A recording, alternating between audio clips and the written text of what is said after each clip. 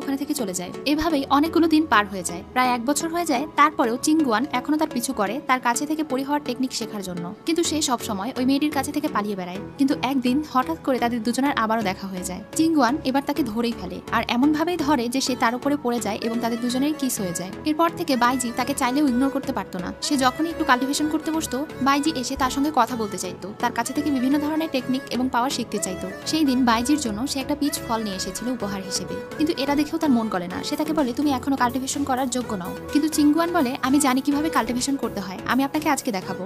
যখন তার মাস্টার অর্থাৎ বাইজি ধ্যানে মগ্ন ছিল, তখন সে দেখতে পায় আকাশে অনেক বজ্রপাত হচ্ছে। এজন্য সে আকাশের উপরে উঠে যায়। মেঘের মাঝে দিয়ে যে বজ্রপাতগুলো আসছিল সেগুলোকে রোধ করার চেষ্টা করছিল এবং পারছিল। এজন্য সে খুশি হয়ে ভাবতে থাকে, এটা দেখে নিশ্চয়ই বাইজি অনেক খুশি হয়ে যাবে আর তাকে কাল্টিভেশন শেখাবে। কিন্তু হঠাৎ করে সেই বজ্রপাতের পরিমাণ অনেক দ্রুত এবং অনেক বেশি হতে শুরু করে, যেগুলোকে সে সামলাতে পারছিল না। তার অনেক কষ্ট হচ্ছিল। নিচে থেকে বাইজি এত শব্দ শুনে উপরের দিকে তাকিয়ে বুঝতে পারে নিশ্চয়ই কোনো সমস্যা হয়েছে। এদিকে চিংগুয়ান সেই বজ্রপাতগুলো রোধ করতে করতে এমন অবস্থা হয়েছে যে সে প্রায় মারাই যেত। কিন্তু ঠিক তখনই সেখানে বাইজি এসে তাকে বাঁচিয়ে নেয়। সে তার আসল ফিনিক্স পাখির অবতার নেয়। কিন্তু ততক্ষণে চিয়াংগুয়ান এতটা পাওয়ারলেস হয়ে গিয়েছিল যে সে আবারও সেই ফুলে পরিণত হয়ে যায়। তখন বাইজি চিয়াংগুয়ানের নেতিয়ে পড়া ফুল গাছটা লাগিয়ে দেয়। বাইজি এতদিন তাকে এত ভালোভাবে ট্রিট করেছে, এটা ভেবেই সে তাকে বাঁচায়। সে নিজের শরীরের রক্ত দিয়ে তাকে বাঁচায় এবং সেখান থেকে চলে যায়। কিছুক্ষণের মধ্যেই চিয়াংগুয়ান আবারও আগের মতো মানুষের রূপে চলে আসে, তার কাল্টিভেশন ফিরে আসে। তখন তো সে ভীষণ খুশি হয়ে যায়, আর তার এটাও মনে পড়ে যে বাইজি তাকে বাঁচিয়েছিল। এজন্য সে দৌড়ে তার মাস্টারের সঙ্গে দেখা করতে যায়। কিন্তু ততক্ষণে বাইজি সেখানে থেকে কোথাও উড়ে চলে গিয়েছে। সে বাইজির বন্ধু মিংকে জিজ্ঞাসা করে যে বাইজি কোথায় গিয়েছে। তখন মিং বলে সে পৃথিবীতে গিয়েছে। আসলে সে এখানে উদ্দেশ্য নিয়ে এসেছিল, যেহেতু এখানে থেকে পৃথিবীতে যাওয়ার পথ কাছে, এজন্য সে এখানে এসেছিল এবং কিছুদিন বিশ্রাম নিয়েছিল।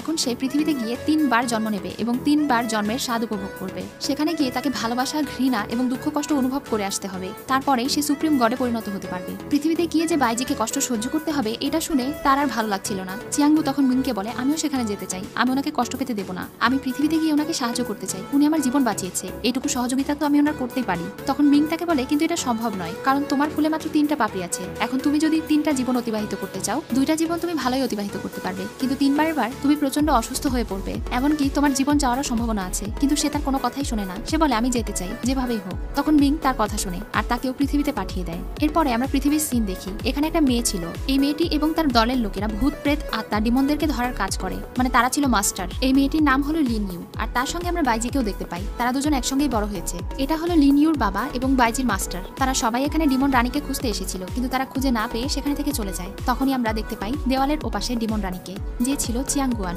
সেই দিন রাতে কিছু লোকেরা একটা মেয়েকে বউ সাজিয়ে কিডন্যাপ করে নিয়ে যাচ্ছিল। সেদিকে দিয়ে যাওয়ার সময় বাইজি আর লিন ইউ এই দৃশ্য দেখে গাছের আড়ালে লুকিয়ে পড়ে। বাইজি দেখতে পায় সেখানে একটা মেয়েকে চোখ এবং হাত বেঁধে নিয়ে যাওয়া হচ্ছে। চিংগুয়ানের চোখের কাপড়টা সরে যাওয়া মাত্র সে বাইজির দিকে তাকায়। তখনই বাইজির কেমন যেন একটা ফিল হয়, যেন সে তাকে চেনে। এজন্য সে ওই মেয়েটিকে বাঁচানোর জন্য তাদের সামনে চলে যায়। এই লোকটা ডিমন ক্ল্যানের সদস্য ছিল, আর এই মেয়েটিকে ডিমনের ব্রাইড হিসেবে নিয়ে যাওয়া হচ্ছিল, মানে ডিমন কিং এর সঙ্গে তাকে বিয়ে দেওয়া হবে। এসব কিছু শুনে লিন ইউ এর ভালো লাগে না। সে বাইজিকে বলে চলে যেতে, কিন্তু সে তার কোনো কথাই শোনে না। তাদের সঙ্গে লড়াই করে। লড়াইয়ের এক পর্যায়ে সে আবারও চিংগুয়ানের কাছাকাছি চলে যায়। এটা দেখে লিন ইউ এর একেবারেই ভালো লাগছিল না। এখন সে তাদের দুজনকে দূরে সরিয়ে দেয়, আর সেখানে থাকা একটা ডিমন বসের সঙ্গে লড়াই করতে শুরু করে। এই লোকটা ভীষণ পাওয়ারফুল ছিল, কিন্তু তারপরেও বাইজি তাকে হারিয়ে দেয়, আর সে ওখানে থেকে চলে যায়। এখন সে চিংগুয়ানকে জিজ্ঞাসা করে সে কোথা থেকে এসেছে, তার বাড়ি কোথায়, তার নাম কি। তখন সে অসহায়ের মতো বলে, এই পৃথিবীতে আমার কেউ নেই, আমি একেবারেই একা। আপনি আজকে আমাকে বাঁচিয়ে যে উপকারটা করলেন, এই উপকার শোধ করার মতো কোনো কিছুই আমার কাছে নেই, শুধুমাত্র একমাত্র উপায় ছাড়া, আপনি চাইলে আমি আপনাকে বিয়ে করতে পারি। তখন লিন ইউ অনেক রেগে যায়, বলে এই মেয়েটিকে আমার একদমই পছন্দ হচ্ছে না,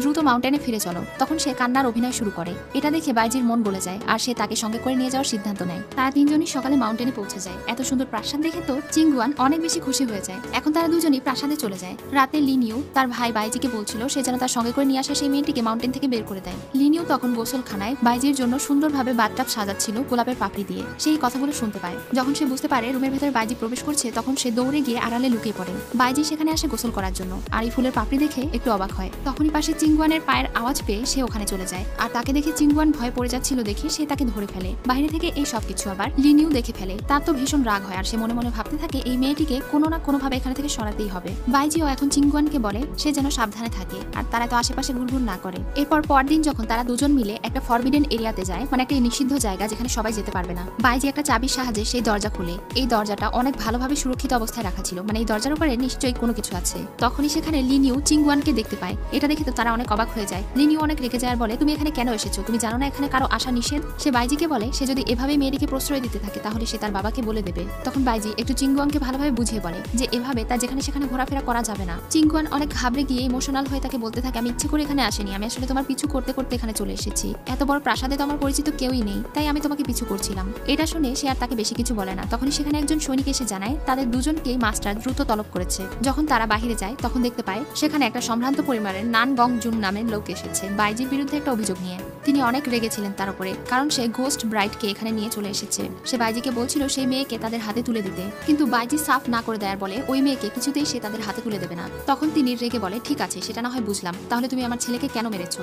এটার বিচার করতেই হবে। তখন মাস্টার বলে, অবশ্যই আমি এটার বিচার করব, তাকে আমি এক্ষুনি 3 বার চাবুকাঘাত করব, আর 15 দিনের জন্য আমি তাকে সাসপেন্ড করলাম। এটা বলে মাস্টার ওই লোকটার সামনেই তাকে 3 বার চাবুকাঘাত করে, যার কারণে তার অবস্থা অনেক খারাপ হয়ে যায়। চিংগুয়ানও সেখানে দৌড়ে এসে তাকে জড়িয়ে ধরে কান্না করতে শুরু করে। রাতে সে তার ক্ষতগুলোতে মলম লাগিয়ে দিচ্ছিল।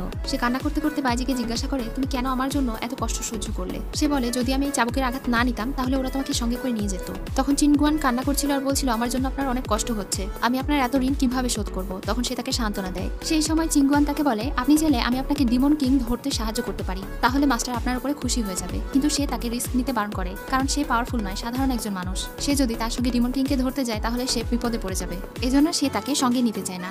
পরদিন রাতে যখন সে ডিমন কিংকে ধরতে যায় তখন বাইজি সেখানে পালকি দেখে মনে করে ডিমন কিং হয়তো আবারও কোনো মেয়েকে ধরেছে তার ব্রাইড বানানোর জন্য। কিন্তু তখনই সে দেখতে পায় এটা আর কেউ নয় বরং চিংগুয়ান। সে তাকে না জানিয়ে এখানে চলে এসেছে। তখন সে তাকে বলে, তুমি এখানে কেন এলে? তাদের কথার মাঝেই তারা ডিমন কিং এর আওয়াজ পায় এবং ডিমন কিং তাদের সামনে চলে আসে। ডিমন কিংকে ধরতে তারা একটা গোলক ধাঁধার মধ্যে প্রবেশ করে। এর ভেতরে প্রবেশ করে তারা কিছুতেই বের হতে পারছিল না, কারণ এটা ডিমন কিং এরই একটা ফাঁদ ছিল।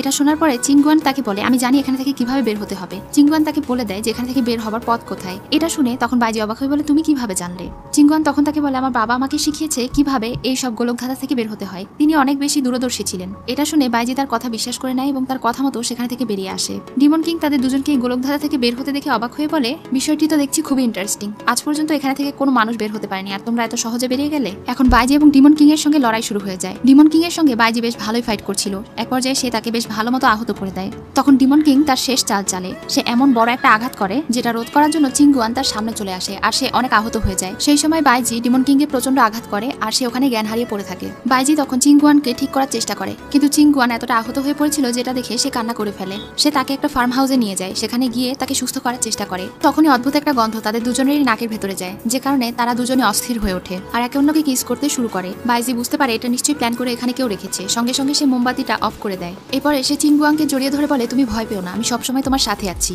এভাবেই তারা দুজন ঘুমিয়ে পড়ে। পরদিন সকালে যখন চিংগুয়ানের জ্ঞান ফিরে আসে তখন বাইজি তাকে দেখে অনেক খুশি হয়ে যায়। সে তার কাছে মাফ চেয়ে বলে, তুমি কিছু মনে করো না, আমি তোমাকে জড়িয়ে ধরেছিলাম কারণ তুমি অনেক দুর্বল ছিলে। চিংগুয়ান তখন হেসে বলে, আমি একটুও মাইন্ড করিনি, কারণ আমি আপনাকে অনেক পছন্দ করি। বাইজি অবাক হয়ে তাকে জিজ্ঞাসা করে, কিন্তু তুমি আমাকে কেন পছন্দ করো? তখন সে বলে, কারণ এই পুরো পৃথিবীতে আপনি সবচেয়ে বেশি আমার উপরে দয়া দেখিয়েছেন। আপনার মতো ভরসার মানুষ আমার জীবনে এর আগে আর কখনো আসেনি। আর আপনাকে যখন আমি প্রথম দেখেছিলাম, প্রথম দেখাতেই আপনার প্রতি কেমন যেন একটা টান অনুভব করেছি। এরপর থেকে আমি আপনার কাছে থেকে একদমই দূরে থাকতে পারি না। এটা শুনে সে হেসে ওঠে আর অনেক খুশিও হয়ে যায়। বাইজি তখন বলে, আসলে আমিও তোমাকে অনেক পছন্দ করে ফেলেছি। এটা বলে সে তাকে জড়িয়ে ধরে। তখন চিংগুয়াং তাকে কিস করে দেয়। তখন তারা দুজনই একে অন্যের ভালোবাসা প্রকাশ করে এবং একে অন্যকে কিস করে। পরদিন সকালে তারা দুজন আবারও মাউন্টেনে ফিরে যায়। তাদের দুজনকে দেখে তারা সবাই অনেক খুশি হয়ে যায় এবং স্বাগতম জানায়। বাইজি ডিমন কিংকে মেরে ফেলেছে এটা শুনে তারা তাকে কংগ্রাচুলেশনস জানায়। আর লি নিউ তার সঙ্গে চিংগুয়াংকে দেখে একদমই খুশি হয় না। সে রেগে বলে, তুমি তার সঙ্গে কি করছো? বাইজি বলে সে তাকে কাজে অনেক সাহায্য করেছে। আর লি নিউ কি তার কাজটা করেছিল যেটা সে তাকে দিয়েছিল? ডিমন মাস্টারকে ঠিকমতো খাবার পানি দিয়েছে? তখন সে বলে, না, আমি তাকে দেইনি। এটা শুনে বাইজি একটু রেগে তাকে বলে, তুমি এতটা কেয়ারলেস কিভাবে হতে পারো? তখন সে অনেক রেগে বলে, এই চিং ইউকে তো তুমি কখনো কিছু বলো না, আর আমাকে কেন বলো? আমি আজকেই বাবাকে বলে তাকে এখানে থেকে বের করিয়ে দেবো। তখন বাইজি তাকে বলে, সেটা আর করতে হবে না, কারণ আমি সিদ্ধান্ত নিয়েছি আমি তাকে বিয়ে করব। এটা শুনে তো লিং ইউ অনেক বেশি রেগে যায়। সে তাদেরকে মাস্টারের সঙ্গে দেখা করতে দিতে যেতে চাইছিল না, কিন্তু তারা জোর করে যেতে চাইলে সে ওখানে থেকে চলে যাচ্ছিল আর হঠাৎ করেই পড়ে মুখ দিয়ে রক্ত বের হয়ে যায়। তাকে অসুস্থ দেখে তারা সবাই টেনশনে পড়ে যায়। মাস্টারকে ডাকে। মাস্টার তার মেয়েকে চেক করে এবং বাইরে এসে বাইজিকে বলে, সে যেহেতু তার সবচেয়ে প্রিয় শিষ্য তাই তার মেয়েকে যেন বাইজি একটু ভালোভাবে দেখাশোনা করে এবং দ্রুত সুস্থ হয়ে উঠতে সাহায্য করে। তখন বাইজি তার মাস্টারের কথা ফেলতে পারে না। যখন সে রুমে গিয়ে লি নিউকে শক্তি দিয়ে জাগানোর চেষ্টা করছিল তখন আমরা দেখতে পাই লি নিউ আসলে অতটা আহত হয়নি, আর সে তাদের দুজনকে বাধা দেওয়ার জন্যই তখন ইচ্ছে করে নিজেকে আঘাত করেছিল। এখন সে বাইজিকে কাছে পেয়ে তার সঙ্গে জোরাজোরি শুরু করে আর তাকে সিরিয়াস করতে থাকে। ঠিক সেই সময় সেখানে চিংগুয়ান চলে আসে। তাদের দুজনকে এই অবস্থায় দেখে সে তো রেগে চলে যায়। তখন বাইজিও তার পিছু পিছু যায় তার রাগ ভাঙানোর জন্য, কিন্তু সে অনেক রেগেছিল।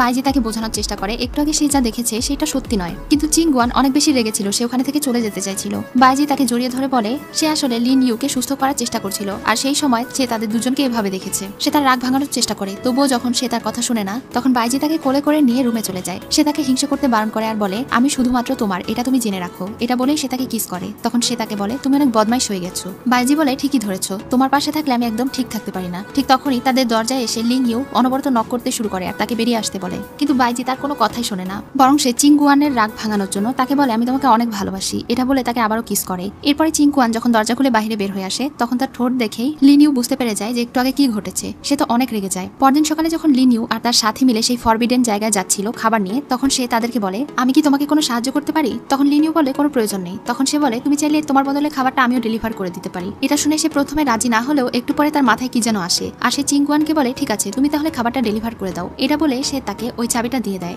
এটা পেয়ে কেন যেন চিংগুয়ান মনে মনে খুশি হয় আর সেখানে থেকে চলে যায়। এর পরবর্তীতেই একজন শিষ্য এসে মাস্টারকে খবর দেয় চিংগুয়ান সে নিষিদ্ধ জায়গায় আটকা পড়েছে। এটা শুনে তো মাস্টার অনেক অবাক হয়ে বলে কিন্তু সে ওখানে গেল কিভাবে? যখন তারা সবাই সেখানে যায় চিংগুয়ান ভেতরে অজ্ঞান অবস্থায় আটকে ছিল আর এটার চাবিও তার কাছেই ছিল, এজন্য তারা দরজা খুলতে পারছিল না। বাইজি সেখানে এসে নিজের প্রাণ বাজি রেখে সেই দরজার লক খুলে ফেলে। সে বেশ আহত হয়ে যায় আর ভেতরে গিয়ে দেখতে পায় চিংগুয়ান অজ্ঞান হয়ে পড়ে আছে। তখন সেখানে থাকা ডিমন মাস্টারের সামনে থেকে তাকে বের করে নিয়ে আসা হয়। লিন ইউ যে কিনা চিংগুয়ানকে ইচ্ছে করে সেই চাবিটা দিয়েছিল সে অস্বীকার করে। সে বলে চাবিটা নাকি চিংগুয়ান তার কাছে থেকে চুরি করে নিয়ে গিয়েছে। কিন্তু এটা শুনে বাইজি বলে এমনটা তো হতেই পারে না, কারণ চাবি সবসময় তোমার কাছে থাকে, তাহলে তোমারই জানার কথা কিভাবে সে ওই কক্ষে পৌঁছালো। তখনই পাশে থেকে একজন বলে ওঠে বাইজি ঠিকই বলেছে, সেই সময় আমি লিন ইউর সাথেই ছিলাম আর সে নিজের হাতেই চিংগুয়ানকে সেই রুমের চাবি দিয়েছে। এটা শুনে মাস্টার তার মেয়ের উপরে একটু রেগে যায়, কিন্তু তিনি তার মেয়েকে কিছুই বলেন না। তিনি এখন বাইজিকে বলেন যেহেতু আমার মেয়ে ভুল করেই ফেলেছে তাহলে হয়তো আমি তাকে অ্যান্টিডোট দিয়ে দিতাম, কিন্তু সে যেহেতু আমাদের এই মাউন্টেনের নয়, আমাদের গ্রুপের সদস্য নয়, তাই তাকে আমি অ্যান্টিডোট দেবো না। এটা বলে তিনি চলে যাচ্ছিলেন। তখনই বাইজি কান্নায় ভেঙে পড়ে। মাস্টারকে রিকোয়েস্ট করে বলে তাহলে আমার কাছে আর কোনো উপায় নেই, আমি তাহলে চিংগুয়ানকে বিয়ে করতে চাই। এই একটাই পদ্ধতি তাকে আমাদের এই সেক্টরের সদস্য বানানোর, তাহলে তো আপনি তাকে অ্যান্টিডোট দেবেন। তার এই কথা শুনে মাস্টার প্রচন্ড রেগে যায় আর তাকে অনেক মারতে শুরু করে। তিনি তাকে বলে তুমি বলো তুমি কি আমার বিরুদ্ধে যেতে চাও? তুমি যদি এমনই করো তাহলে এই সদস্যের রাজা আমি তোমাকে বানাবো ভেবেছিলাম, কিন্তু তোমাকে আমি আর এখানকার মাস্টার বানাবো না। তুমি কি সেই পদ হারাতে চাও? তখন সে বলে হ্যাঁ, তারপরেও আমাকে অ্যান্টিডোট দিন। মার খেতে খেতে তার অবস্থা খারাপ হয়ে যায়, তার মুখ থেকে রক্ত বের হতে শুরু করে। তখন মাস্টার আর তাকে মারে না, সবাই তাকে দেখে কষ্ট পায়। মাস্টার এবার তাকে অ্যান্টিডোট দিয়ে সেখানে থেকে চলে যায়। কিছুক্ষণ পরে সে ওই অ্যান্টিডোট নিয়ে গিয়ে চিয়াংগুয়ানকে খাওয়ায়, যার কিছুক্ষণের মধ্যেই তার জ্ঞান ফিরে আসে আর সে সুস্থ হয়ে যায়। তাকে সুস্থ দেখে বাইজি ভীষণ খুশি হয়ে যায়। চিয়াংগুয়ান তাকে একটু অসুস্থ দেখে বলে তোমার কি হয়েছে? তখন বাইজি বলে কিছুই হয়নি। তখন সে একটু ইমোশনাল হয়ে তাকে বলে তুমি কেন আমাকে এত পছন্দ করো আর আমাকে কেন এত দয়া করো? বাইজি বলে কারণ আমি তোমাকে ভালোবাসি, এটা কি তুমি বোঝো না? কিছুদিনের মধ্যে তুমি আমার ওয়াইফ হয়ে যাবে, কাল থেকে তুমি হয়ে যাবে আমার জীবন সঙ্গী। এটা শুনে তারা দুজনই একে অন্যকে জড়িয়ে ধরে। তখনই আমরা দেখতে পাই চিয়াংগুয়াং এর চোখে কেমন একটা লাল আলো জ্বলে ওঠে। পরদিন তাদের দুজনের বিয়ে হয়ে যায়। সেদিন রাত তারা দুজন সবচেয়ে আনন্দে কাটায়। তারা দুজন ভীষণ খুশি ছিল। রাতে যখন বাইজি ঘুমিয়ে পড়ে তখন চিয়াংগুয়াং ঘুম থেকে উঠে যায় আর বাইজির পকেট থেকে সে ওই ফরবিডেন এলাকার চাবিটা নিয়ে নেয়। এরপর সে বাইজির দিকে তাকিয়ে ভাবতে থাকে সে যদি এই সেক্টরের না হতো তাহলে তারা দুজন কত সুখে থাকতে পারতো, কিন্তু তার কাছে আর কোনো উপায় নেই। এটা বলেই সে ওই চাবি নিয়ে চলে যায় আর সেই নিষিদ্ধ এলাকায় গিয়ে সেই রুমের গেটটা খুলে ফেলে। গেট খুলে সে ভেতরে প্রবেশ করে আর ডিমন মাস্টারকে সে বাবা বলে ডাকে। এখানে আজকের এপিসোড শেষ হয়ে যায়। আগে আরো অনেক রহস্যের জট রয়েছে এবং রহস্যগুলো খুলতে চলেছে। এই মুভির পরের পার্ট দেখতে চাইলে তোমরা সবাই আমাকে কমেন্ট করে জানাও। আর নেক্সট এপিসোড আসা পর্যন্ত সবাই ভালো থেকো।